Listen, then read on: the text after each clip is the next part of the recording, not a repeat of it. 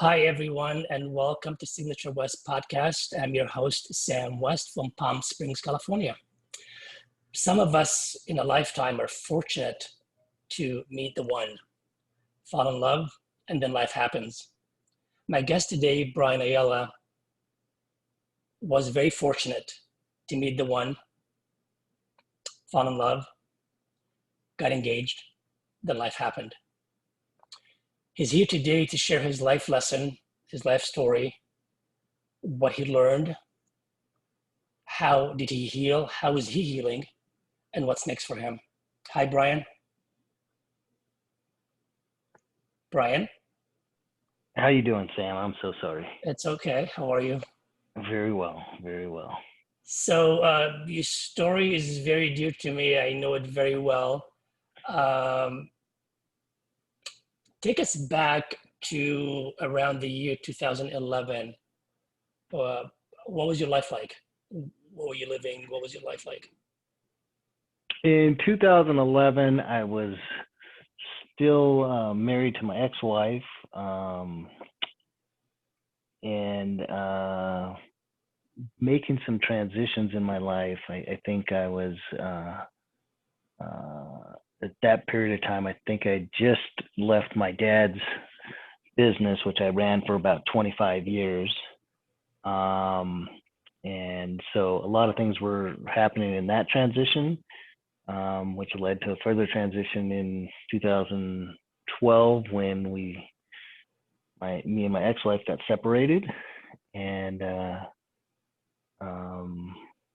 and that transition there had me kind of looking for some purpose in my life, and to see, one of those kind of searching to see, if this is all it has to offer. Right. And then in 2012, you met the one. What was that? How did you guys meet, and what was that like? We did. It was probably the end of 2012, the beginning of 2013. We were, I went to a personal development conference, and it was called Omega Vector, and it was in Phoenix, Arizona. And there was something that I had read in a book. I can't remember the name of the book, but the authors were the same guys that wrote the Chicken Soup for the Soul. Oh yeah, great book. Right. And I should know the authors, but I don't. But whatever book that was, that they wrote another book. And in the beginning of the chapter, they were explaining this, higher consciousness and awareness. And in the first couple paragraphs of that chapter, they referenced Omega Vector, which seemed very attractive to me. And I wanted to learn more about that higher consciousness and awareness. And so that's what led me to Omega Vector. Okay. So how did you meet Tanaz, and what was that like? So in the format of the Omega Vector, they had Omega 1, and I think Omega 2, and Omega 4. I guess 1 plus 1 is 2, and 2 plus 2 is 4. And I think we met on the 2. And in the first one, you did a lot of what they call dyads, and these are just sharing, being vulnerable with somebody sitting across from each other, knee to knee, and in a chair. And but in Omega 1, you would do dyads with several different people. You had several different partners throughout the 3 or 4 days of the program. In Omega 2, they said, okay, be selective, pick your partner. It'll be somebody of the opposite sex, but this is the same person you're going to have for the duration of throughout all 4 days, or 3 or 4 days, or whatever it was.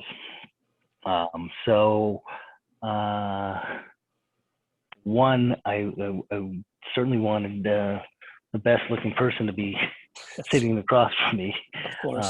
As shallow as that may have sounded, but Not at all. And I was just hoping that this wasn't some batshit crazy person Right. that I chose.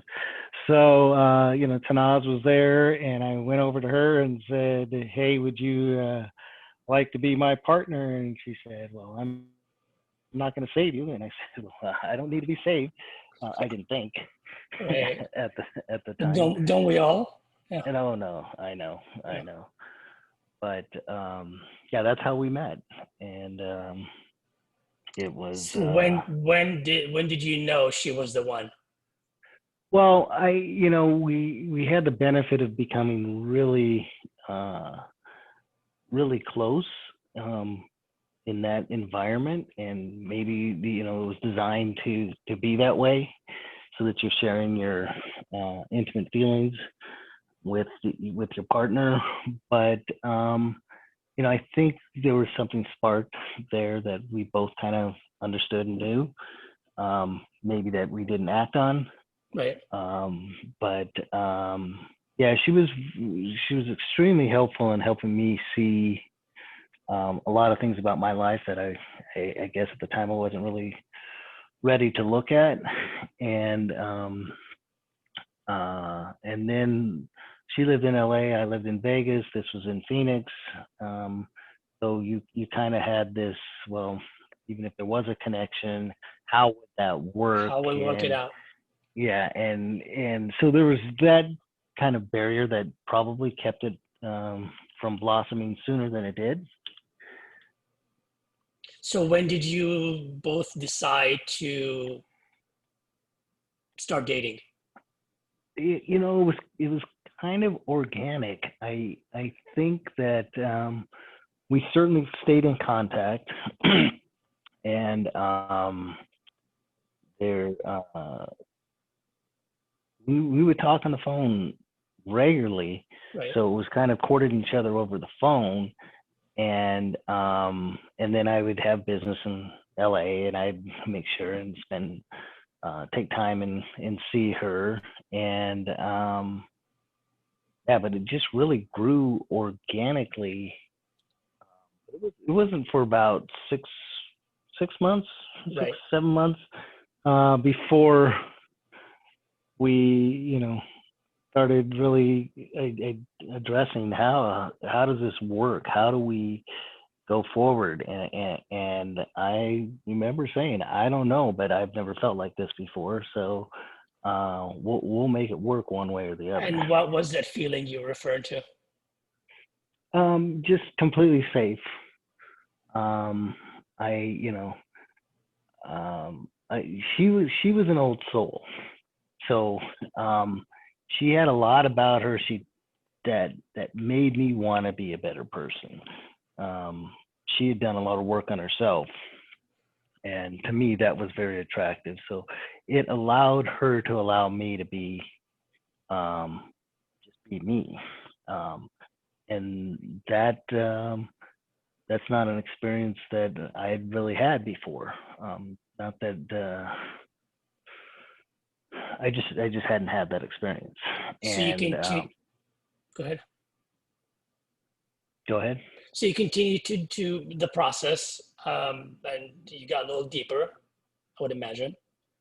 Correct. You met the And family. yeah, then we and I can't. It all blended together pretty interesting. So I can't remember if I brought her here or I went there, or I think we went on a trip together to San Francisco. That's what it was. And I'll never forget going on that trip. She she said look, I'll do anything you want to do. I'm here to have fun. I don't care. Just tell me if we are gonna be walking or driving. So I'll know whether whether I should wear heels or flats. I love it. And I said, that's it. That's it. That's all you need. So everything else we can just do whatever. And she goes, yeah. And we had the best time. We really did. And ironically, we ended up meeting my cousin there. She was from Chicago and happened to be in town in San Francisco. And so we went out to dinner, and I did, hey, what are we driving, or we gonna walk? And he says, well, we'll Uber it on over. So I told her, and so she was in heels, and it was only a mile away. We should have been walking in the first place, but when we got done, my cousin John said, well, let's kind of walk a couple blocks. Let's walk this off a little bit. And I knew she had the heels on, and we kept walking and kept walking, and she kept on walking. She kept on walking. And she kept on walking. I go, hey, you okay? And she goes, yeah, I think I'm okay. And John kept going, yeah, we're almost there. We're almost there. We're almost there. And Tanan said, you know what, that just reminds me of when she was escaping Iran with her dad. And, you know, as a little girl that was 7 or 8 or 9 years old. Right. And they kept saying, she kept going, when are we going to be there? And they'd say, see the top of that mountain there? As soon as we get over that. And then they get there, and then they go, see that next mountain? We're almost there. We're almost there. What a metaphor. So, but it wasn't too far, but it was funny because she ended up having to walk back in her heels. But she never got upset at me about it. So you went deeper and deeper, as I know. And now we're at 2015, and things were just about to change. Yeah, we had spent what was that, the beginning of 13, sometime in 13 through so we started heating up in 13 there, and you know, started discussing how our lives were going to look. It was getting easier to either fly her to Vegas or me go there. We were talking about getting together, making a life together. Part of my journey was understanding that I was numbing a lot of pain through alcohol. And in November of 14, I decided to get sober. And so that was a part of the story as well. But it was so easy because she was always very supportive. She never told me, hey, if you don't stop drinking, I'm out of here. I knew based on her previous experiences that, you know, she would just not, you know, she had more respect for herself than to tolerate that stuff in the future. And then in 15, there was a discovery. So in 6 months into that journey, in June of 2015, her cousin was getting married, and so we went to the wedding and had a great time. And she had a little pain in the back of her, in her back, but she came to, actually it was Florida with me right after that wedding to a conference. And so we were at the conference, and she had I can't remember if it was she had stomach ache and lower back pain, and so she was going to go see the doctor when she got back.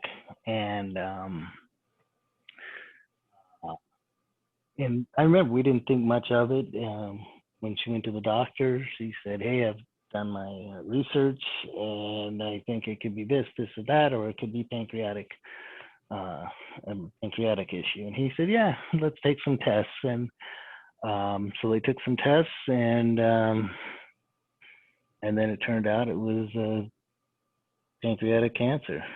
When you found that out, how did you feel? It was surreal. It was that part was, it was like it wasn't true, but at the same time, you know, I know I'm more optimistic than not. So my first thought is, well, we'll get through this and figure it out and get to the other side. But yeah, it was extremely shocking. I remember it was I found out about noon as I was on my way to a lunch, and then after the lunch, I just got myself together and got on a plane and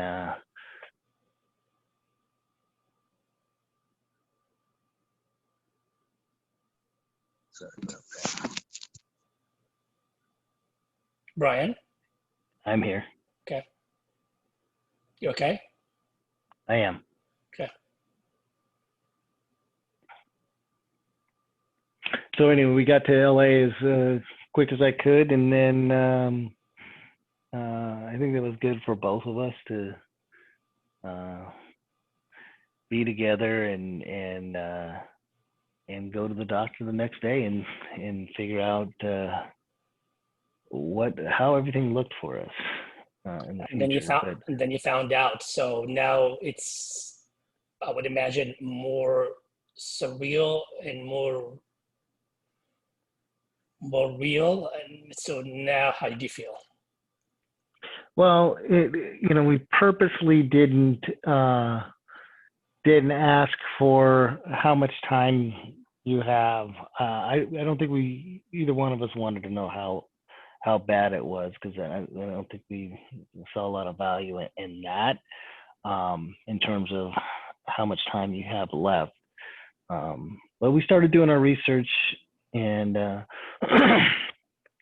whether you're going to go the holistic route or whether you were going to go the chemo route, and at the time it was a when we were looking at it in the first couple months. And by the way, the doctor said, hey, look, you've got a little bit of time. You don't have to start anything for a couple 4 or 5 weeks, but you should figure out what you're going to do by then. And so I remember we looked at some of the holistic routes, and they said, don't do chemo. Just come straight here and don't do chemo. And being influenced by Western medicine, we were like, well, you're asking us to put our life in your hands, and we don't even know what that has to offer. We know what chemo has. Right. And so even though she'd done some holistic things prior to that and saw value in it, she said Dr. Hoffman, the chemotherapy doctor, or the cancer doctor, was driving the bus, and so we were going to do the chemo. And she had done a lot of, right leading up to the chemo, she had done a lot of some natural vitamins and pills and stuff. We had a bunch of that stuff. But when she was doing the chemo, I think it was going to counteract that. So Right. we just did the chemo.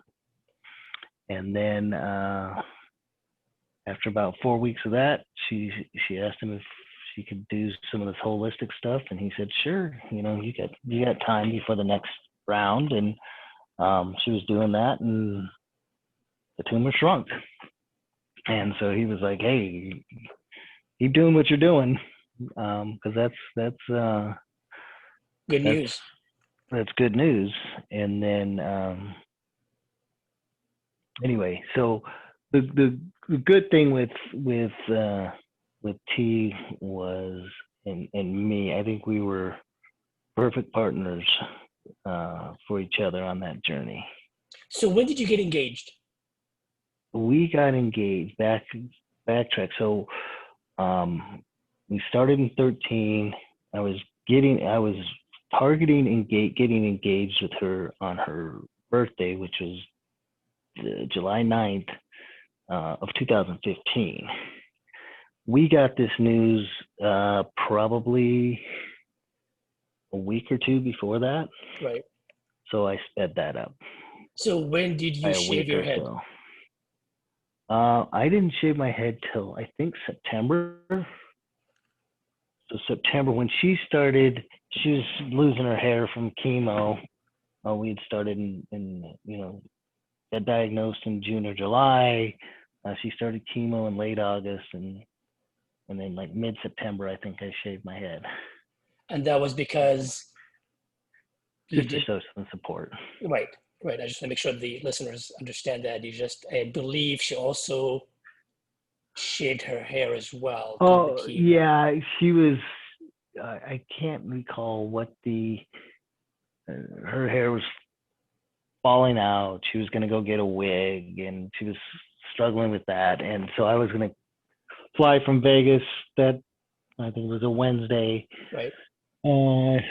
So I went and I didn't tell her, but I got my head shaved. And then when she picked me up at the airport, she was surprised, and she just drove right to her place and got her head shaved. So. And then you did as well. I had already had it shaved. Oh, you did it first? Vegas. Yes. So it just showed some support, and then it gave her the idea. Well, not just the idea. I think she was going to do it. I think she was struggling with it. It just made it easier for her. Right. Yeah. So it was beautiful. So during all this, which was, I imagine it was a lot, the chemo, the shaving, the medicine, trying this, trying that, searching for this doctor, searching for that doctor. How were you coping, and where did you find the stream to sustain yourself? It was kind of like put your optimistic hat on, but it was not without reality. So we proceeded with a lot of hope, right, and a dose of reality. I know there was this really good book called what is it? I used to know. Let me think of it here. I'll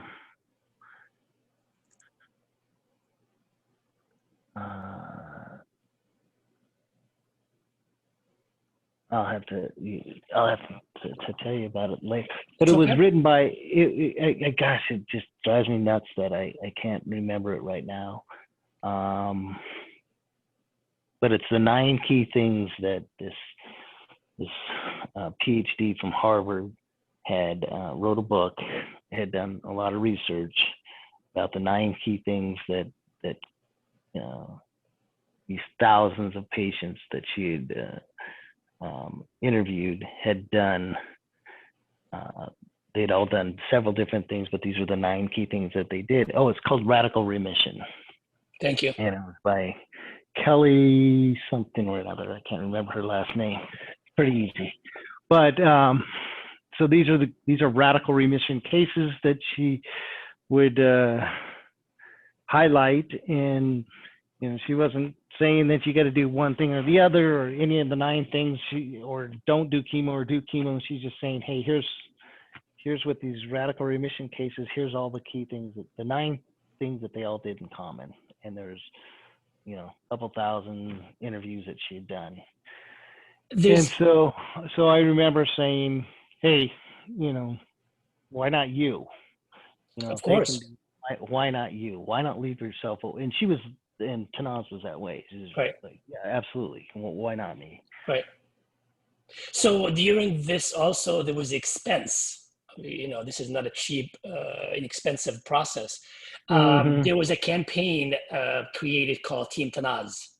Can you just spend a minute or two on that? Yeah. So we knew it was going to be an expensive ordeal. So sometime before she started chemo, it would probably be August of 15. We put a campaign together to raise some money, and we called it Team Tanaz. And I don't know if this was before. Bryan, you there? I don't know what the what is it? GoFundMe now. It wasn't GoFundMe back then, so I don't know what it was, but it was kind of new technology. But people responded very well. How much did you guys? How much was raised? I believe it was a couple hundred grand. 250,000. Right. We ended up raising, and most of that was from friends and family. It was all friends and family, but it was like $200, $300, $400, $500 right. Right. Very donations, generous. and Very generous. there'd be a couple that were significantly higher than that Right. really made you smile. Right. So unfortunately, I want to say a few months, or maybe I think it was a year after that, is when things really got took a turn. So yeah, she was doing we were doing well with the holistic, and then we got a immunotherapy drug donated. So we had to do that. You know, you got it donated, you might as well take advantage of it. So now we're into December of 15, January of 16.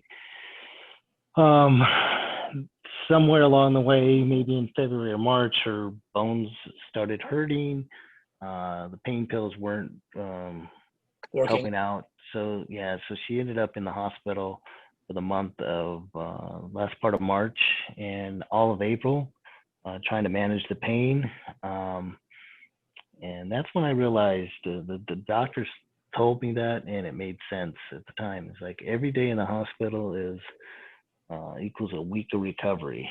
And he said that early on. Right. And I was like, we got to get her out of here, because, you know, you're in the hospital 30, 40 days, and That's you 30, 40 weeks. and yeah, exactly. And you got cancer, you're fighting. And the other thing we were doing right at that point in time is in March, we'd done a lot more research about these clinics in Mexico that follow the Gerson diet, or modeled after the Gerson diet. And and I could tell that that's really where she would feel most comfortable. Right. But she was getting a lot of pressure from, family and friends. And I remember just saying, hey, you got to listen to yourself and to your instinct. What does your instinct tell you? Where do you Right. think you'd be most comfortable? So we were gonna get ready to go down there as soon as that immunotherapy. I think that last dose was going to be in the mid-March, and we were going to go down there. And didn't make it down there until the beginning of May. Right. And at that, it was actually mid-May is when we ended up going down there. So we were down there for a couple of weeks. Yeah, she really limped into that one, and I didn't know what to expect, and I knew that the doctors there were somewhat optimistic, but you could just tell it was going to take a lot to get where we needed to be. You certainly tried. You guys certainly tried. Oh yeah, we totally tried, and then Yeah. they got to the point where they needed to do some type of surgery, and we weren't going to do it down there. So we came back to Scripps, right over the border, in down in Lower San Diego. Anyway, we went. So now take us to I hate to say it, the last few days. Well, we made it to Scripps, and so that was like a Saturday, and so they did the surgery on a Sunday, I believe it was Sunday or Monday, and it was pretty good, what needed to be done.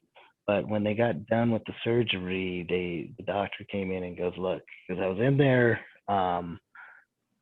things are moving along, they're pretty bad, and and it's not going to be too much longer after that. So when prior, when you heard that right there and then, obviously there's a shift. How did you feel? well, I need to fill in some of the blanks. So back when we were at the clinic in Mexico, probably about a week into it, she was hurting, and she said, "You know what? I just want to go home and I want to die. Wow. That's it."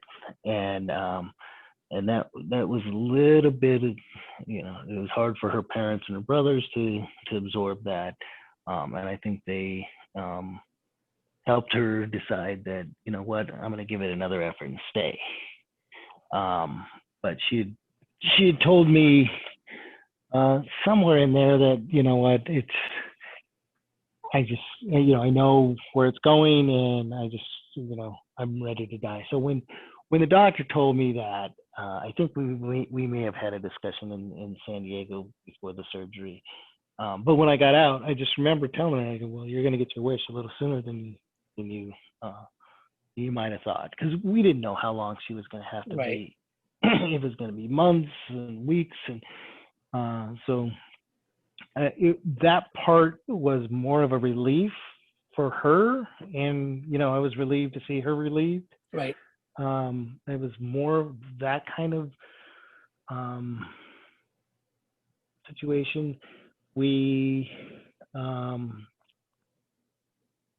it was unfolding the way it was supposed to. I don't know how to explain it any different than that, because we were both completely at peace with it. I get it. So I think that was a Monday, and then remember Tuesday we were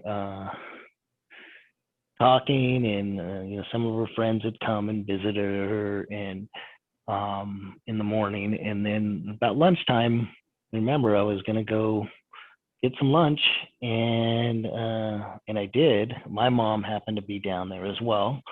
And when I got back, she goes, oh, she was hurting, and they gave her some what was it? I can't remember what it was.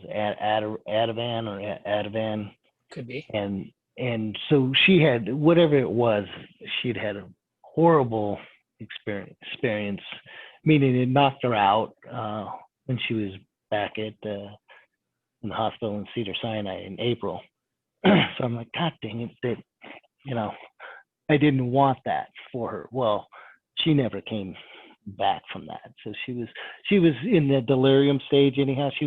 I don't think it was that was making her die. I think that's where she was, and they gave her the medication to help with it, but she never regained consciousness from there. So that was a Tuesday, and so we had to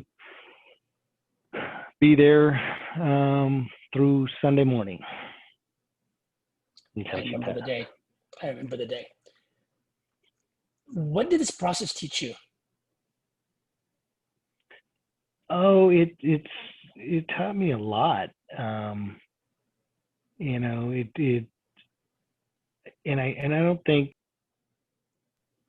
don't think it would have necessarily taught me as much without being with Tanaz. I think I think we were perfect for each other. We loved each other, and I think that I don't think I would have gotten as much out of it in 5 years prior. But what I did get out of it is, one, I'm not scared of death. Two, that life is going to happen, and it's going to happen the way it's supposed to. I may not like it. I may not understand the reason for it happening. But there's two things that are going to continue to happen the rest of my life, and that's joy and pain. I think subconsciously thought I would experience all the pain I had to experience, but that's it's taught me that, and it's taught me how to